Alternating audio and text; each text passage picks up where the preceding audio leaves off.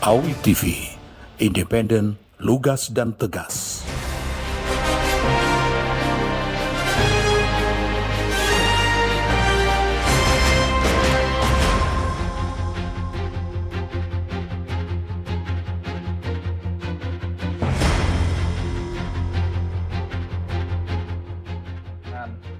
Pemirsa, kita berjumpa kembali dalam program acara Dialog Satu Meja.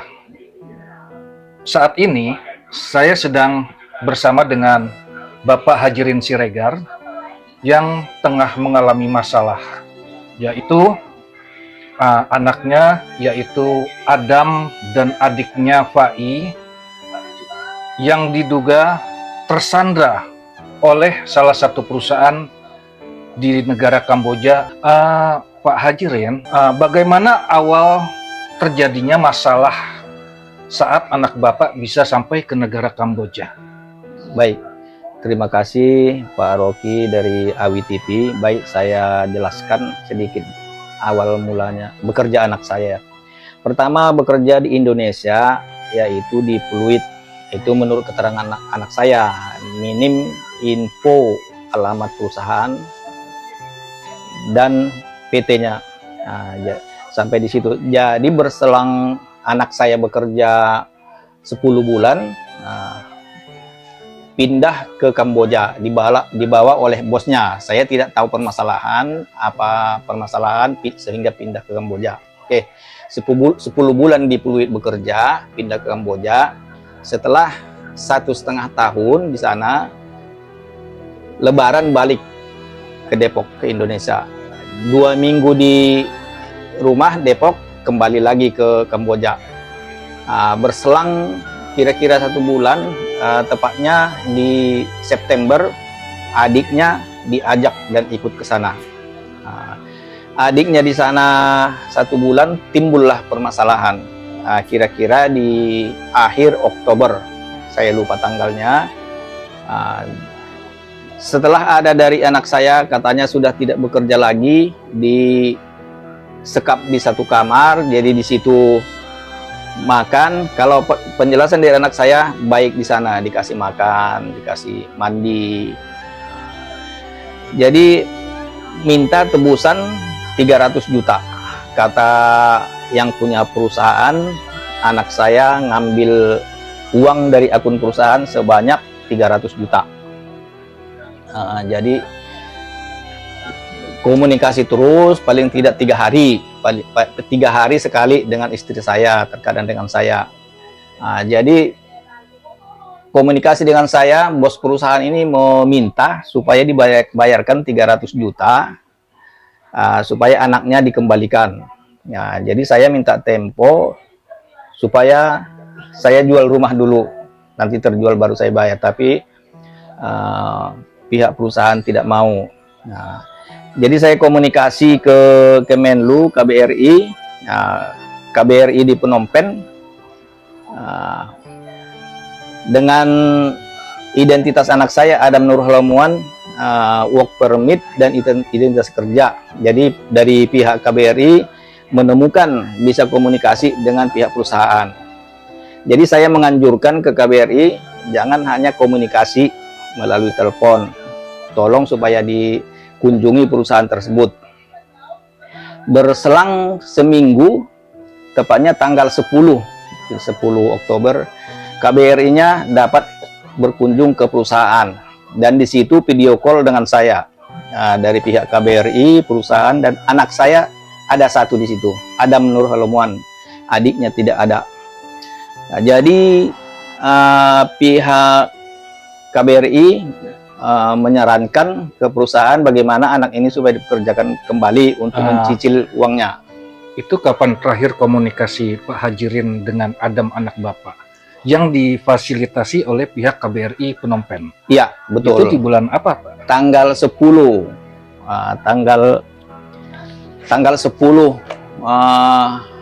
November. 10 November komunikasinya. KBRI meminta mengajukan ke pihak perusahaan anak ini dipekerjakan untuk mencicil utangnya, tapi dari pihak perusahaan tidak menerima. udah sampai di situ, pihak ke KBRI menyarankan supaya kalau utang piutang perdata dari pihak pemerintah melalui KBRI tidak bisa ikut campur, hanya memfasilitasi. Jadi saya berasumsi kalau anak saya tidak bekerja lagi, ditempatkan di satu tempat, berarti terus pihak perusahaan mengharapkan dari orang tua dari Indonesia. Kalau menurut saya ini seperti pemerasan.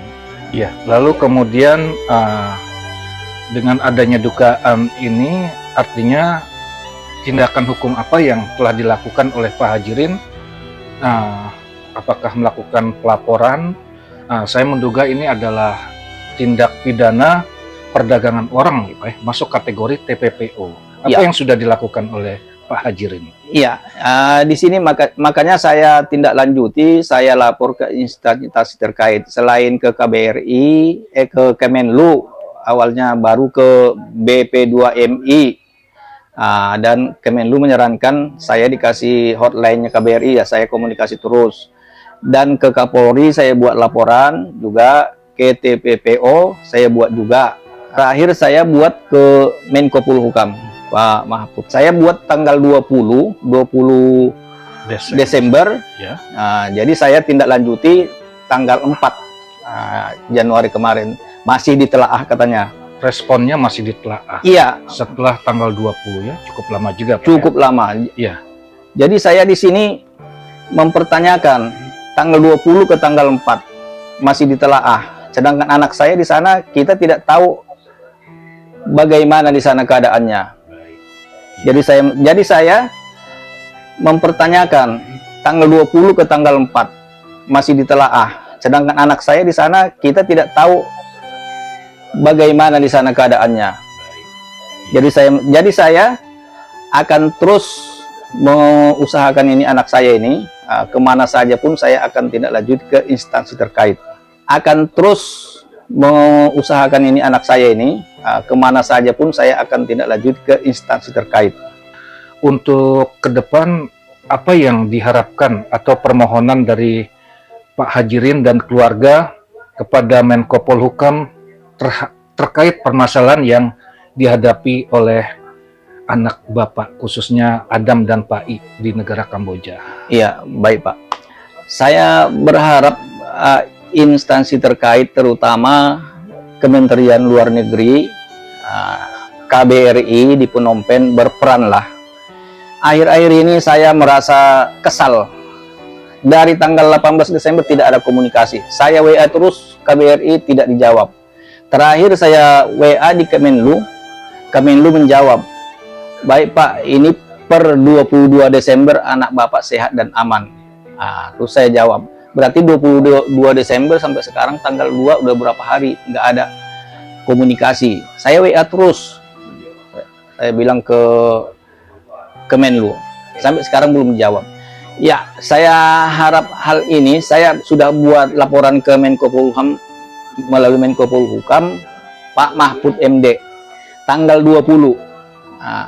Tolong Pak, surat saya, laporan saya ditindaklanjuti. Dari tanggal 20, saya ke sana tanggal 4 masih ditelaah. Saya beranggapan ini belum sampai ke Bapak. Jadi melalui podcast ini, di AWI TV ini, tolong Pak bantu saya. Bantu saya Pak, tolong anak saya di Kamboja tersekap oleh pihak perusahaan. Baik, demikianlah wawancara AWI TV kepada Bapak Hajirin yang tengah menghadapi permasalahan anak hukum anaknya di negara Kamboja. Baik, kepada pihak instansi terkait khususnya KBRI, Kemenko Polhukam maupun Kepolisian Republik Indonesia diharapkan koordinasi dan tindakan hukum yang secepat-cepatnya dan setepat-tepatnya atas permasalahan yang dihadapi oleh Pak Hajirin dan keluarganya. Demikianlah pemirsa wawancara AWI TV dengan Pak Hajirin. Kita dapat berjumpa kembali di dalam program acara Dialog Satu Meja berikutnya.